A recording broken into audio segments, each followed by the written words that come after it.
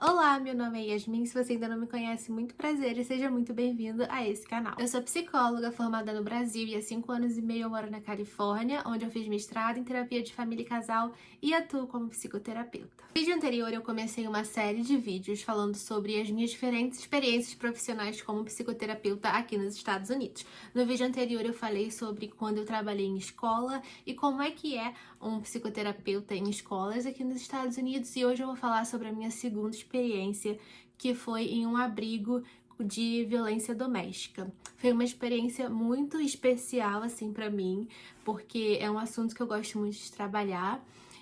Foi um local que eu aprendi muito, que eu pude acolher muitas mulheres e muitas famílias, então eu já adianto que foi uma das minhas melhores experiências aqui nos Estados Unidos, que me transformou. Antes da gente começar o vídeo, eu quero te pedir para já se inscrever nesse canal se você ainda não é inscrito, já deixa o seu like aqui nesse vídeo e me segue lá no Instagram se você se interessa por esse conteúdo e quer aprender ainda mais sobre como se tornar psicoterapeuta nos Estados Unidos. No vídeo anterior eu comecei uma série de vídeos falando sobre as minhas diferentes experiências profissionais como psicoterapeuta aqui nos Estados Unidos. No vídeo anterior eu falei sobre quando eu trabalhei em escola e como é que é um psicoterapeuta em escolas aqui nos Estados Unidos, e hoje eu vou falar sobre a minha segunda experiência, que foi em um abrigo de violência doméstica. Foi uma experiência muito especial assim para mim, porque é um assunto que eu gosto muito de trabalhar.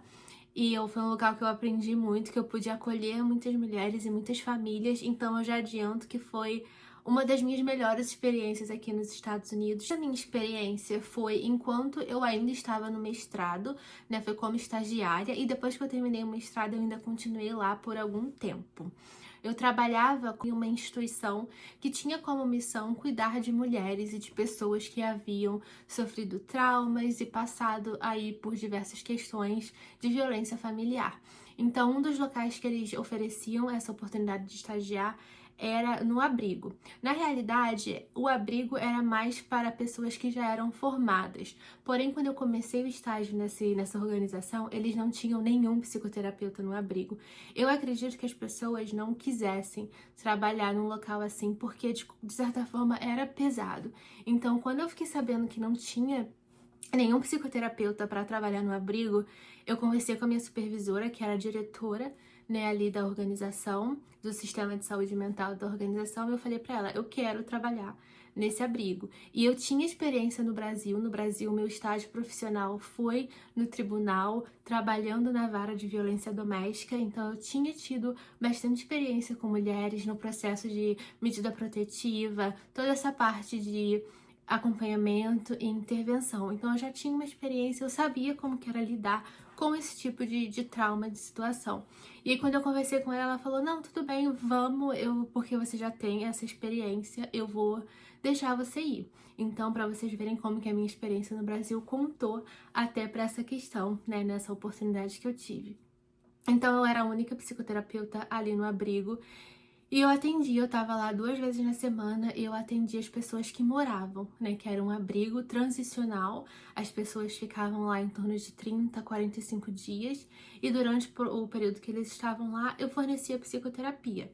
E aí, quando a pandemia começou e tudo mais, eu tive até a oportunidade de continuar oferecendo psicoterapia para as pessoas que saíam do abrigo de forma remota, né? Porque a gente começou a trabalhar de casa, então isso acabou se tornando uma oportunidade também que foi muito legal, porque eu podia ver e acompanhar essas mulheres e famílias crescendo, evoluindo e conseguindo aí alcançar os seus direitos e tudo mais. Então foi uma coisa bem satisfatória e gratificante pra mim. Como é que era? Então, eu já falei que as pessoas ficavam lá em torno de 30 a 45 dias, e elas tinham um case manager, que era uma pessoa que ajudava elas a encontrar uma casa para ir, ou um outro abrigo para ir, a conseguir trabalho, escola para as crianças, todo esse tipo de suporte. Tinha uma pessoa no abrigo que ajudava elas a encontrar. E eu, como psicóloga, né, psicoterapeuta, ficava só com a parte de suporte emocional. Eu oferecia aquela escuta terapêutica mesmo, e era muito mais uma questão de você ouvir, né? Porque essas mulheres e famílias vinham com carga muito pesada, muitos traumas realmente muito difíceis, precisavam ser conversados, processados e acolhidos. Então esse era o meu papel ali, ajudar elas a processar tudo que elas tinham passado, às vezes por muitos anos, e oferecer ferramentas para que elas pudessem lidar melhor com as suas emoções, com os seus sentimentos, com os seus pensamentos, até quando elas saíssem dali e começassem a construir a sua vida sozinha, né? Sem os seus parceiros que haviam abusado ou cometido algum tipo de violência com elas. Nesse abrigo havia em torno de 10 famílias, né? Porque era uma casa mesmo e tinham quartos e cada família ficava num quarto. E aí tinha mulheres sozinhas, tinha mulheres com crianças, tinha mulheres com bastante crianças. Eu lembro que tinha, às vezes, mulheres com 5 filhos e todos ficavam ali vivendo num quarto, compartilhando cozinha. E tinha muitas questões, né? Tinha as questões do abuso vivido e tinha as questões de moradia também.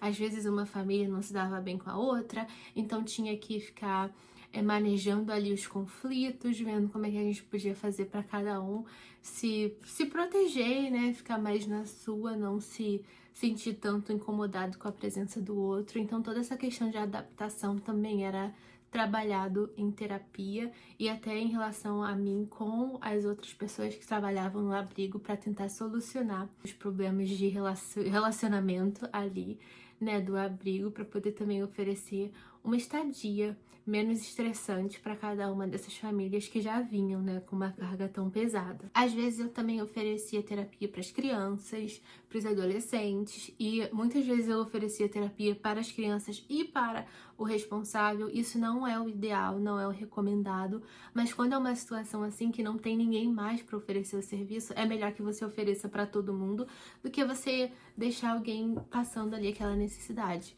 né? Então, foi caso de eu atender a família junta, eu atender individualmente a mãe e uma criança, outras crianças.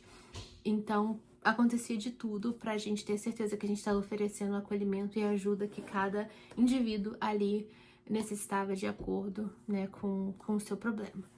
Então, e além disso também a gente oferecia grupos, tinha vários grupos que até outros profissionais vinham de fora para oferecer. Tinha muito grupo de mindfulness, grupos de self-care, né, que é autocuidado, grupos de estratégias também para lidar com as emoções, tinha muito grupo.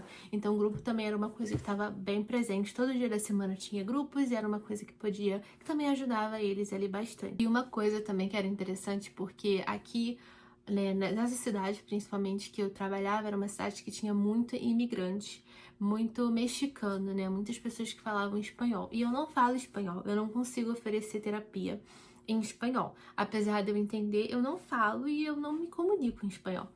Mas tinha lá mulheres que só falavam espanhol. E eu tentava, gente. Eu juro pra vocês, eu tentava. Todas essas terapias que eu oferecia, né, que eu venho falando aqui, eram em inglês. Né, era uma das minhas primeiras experiências ali oferecendo atendimento em inglês, mas eu fazia o meu melhor e dava certo. E aí, às vezes, chegava uma família que só falava espanhol. E eu tentava, cheguei a tentar, eu e a pessoa, eu falando um portunhol, ela falando espanhol, meio inglês, a gente tentava se entender, só que não deu muito certo, mas aí eles também tinham um serviço de tradução, era tipo um intérprete pelo telefone, você colocava uma terceira pessoa ali no telefone e eu falava, a pessoa traduzia, e a pessoa falava e a pessoa traduzia, então tinha um intermediário ali na nossa comunicação. Eu usava, a gente tentava, porque o meu propósito ali era realmente ajudar aquelas mulheres. Às vezes não dava muito certo, mas eu acho que era melhor assim do que não ter nenhum tipo de suporte. Mas o que eu sempre tentava fazer, muitas vezes, era tentar achar alguém ali da organização que pudesse falar espanhol para vir, nem que seja para atender aquela pessoa, ou que a pessoa pudesse ir encontrar esse outro terapeuta na clínica, né, que a instituição também tinha, ou em algum outro lugar. Então a gente sempre tentava, né, fazer esse encontro, esse acesso aos serviços. Mas eram situações bem difíceis, mas é o que eu gosto também de trabalhar. Então era bastante satisfatório para mim ver, né, tantas mulheres que chegavam muito tristes, muito sem esperança, muito desamparada, e aí com o suporte do abrigo, com terapia, com acesso aos serviços, elas se fortaleciam e conseguiam sair dali com mais expectativa de vida, sabe? Mais esperança.